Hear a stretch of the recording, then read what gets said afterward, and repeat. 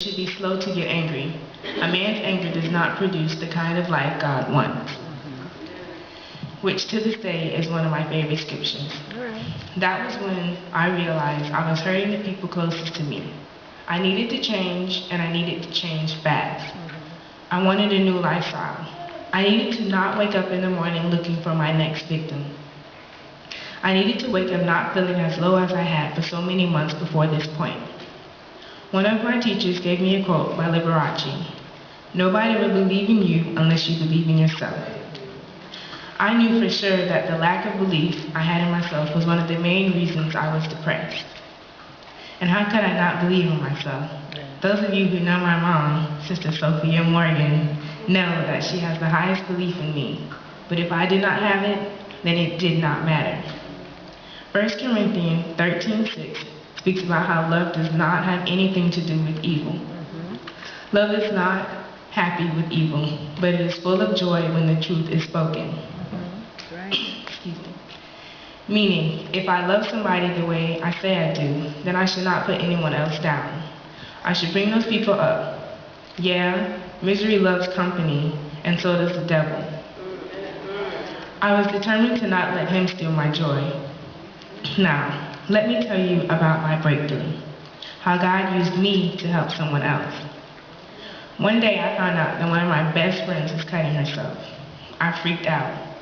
I looked at her like she was insane, but come to find out she was depressed too. When I look back at my life, I had no real reason to be depressed, but she did. She had abuse in her home and other trials that kids her age should not have been going through.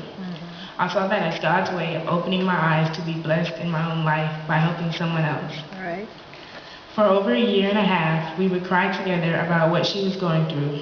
I would offer to help her to seek help by telling another adult, but she would threaten suicide if I did. I mean, life sucked, but not enough to want to take your own. I told her God would not put on her any more than she could bear. She needed to trust and believe that He will see her through. I would cry even more because this was a dear friend of mine, and the mere fact of her having the thought hurt me. I tried to influence her to come to church or talk about the Bible, but she didn't want to hear it.